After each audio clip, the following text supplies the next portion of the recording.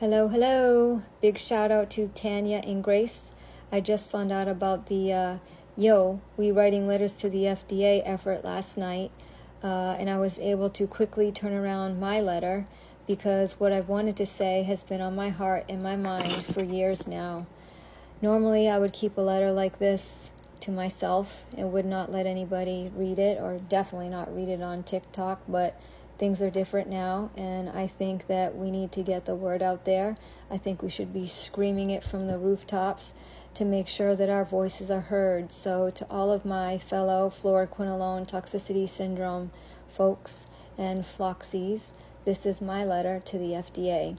Sorry, I'm going to have to keep looking to the side to read it. So, in April 2021, I was treated with ciprofloxacin for a simple urinary tract infection when there were other antibiotic options available. After 3 pills, I was in the hospital, unable to walk on my left leg. As someone who rarely got sick, I became a frequent flyer in the hospital and doctor's offices due to my debilitating constellation of symptoms that only worsened after I stopped taking the antibiotic. 5 months after taking ciprofloxacin, I weighed 60 pounds and was put on hospice for 9 months. By some miracle, I survived and transitioned to palliative care, which I am still currently on. I am totally debilitated and unable to walk or work or take care of myself. I require 24/7 care since September 2021. I can only take a few steps with a walker, and I'm permanently in a wheelchair. I have spent hundreds of thousands of dollars on personal care and medical expenses, draining my entire life savings and putting myself in financial peril just to survive. My quality of life is terrible. I can't perform normal daily functions and am completely dependent on others for my survival. My life and health has been stolen from me, and this is the same story for the millions of other people who have been negatively affected by fluoroquinolones. There are 4 issues that I see here. 1. Doctors are not following the guidelines of prescribing fluoroquinolone antibiotics as last resort, either through lack of knowledge, ignorance, or total disregard for the regulation. For example, when I discussed with my doctor the black box warning label, I was told it was impossible for me to get sick from ciprofloxacin, as it is safe and effective for UTIs, and the office would continue to prescribe it. Do medical prescribers have the option to ignore FDA guidelines without any consequences? I guess so. 2. When someone becomes negatively affected by a fluoroquinolone, the guidelines are to reach out to their doctor for help.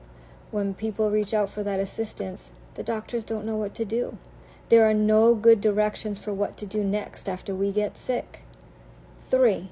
The FDA, who is responsible for overseeing these drugs, is not doing anything or properly acknowledging this massive problem.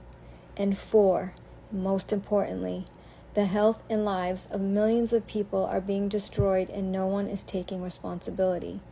We didn't prescribe these fluoroquinolones to ourselves. So many people that have been harmed by fluoroquinolones are traumatized from the experience itself, as well as the appalling treatment received from the Western medical system.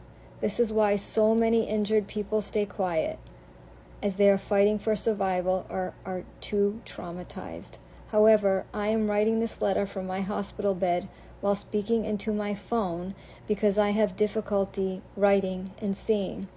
This is how bad I want to see change, because millions of people are being harmed. When the Johnson & Johnson COVID vaccine was being rolled out, it was put on hold due to 15 people that developed blood clots, and yet fluoroquinolones are still being prescribed as first line, resulting in the disablement of millions of people. Why? People harmed by fluoroquinolones like me feel like we are the forgotten ones, that we don't matter, and that our voices are not being heard. However, when there is a growing noise that you don't address it just gets louder. And then it becomes the only noise that you hear until you have to do something to address it. In conclusion, the FDA's mission statement is as follows. The Food and Drug Administration is responsible for protecting the public health by ensuring the safety, efficacy, and security of human and veterinary drugs, blah, blah, blah. Are you ensuring our safety with fluoroquinolones? Are you doing enough? If the solution is publishing a black box warning label to absolve the FDA from its culpability in this alarming health crisis, then the answer is a resounding no.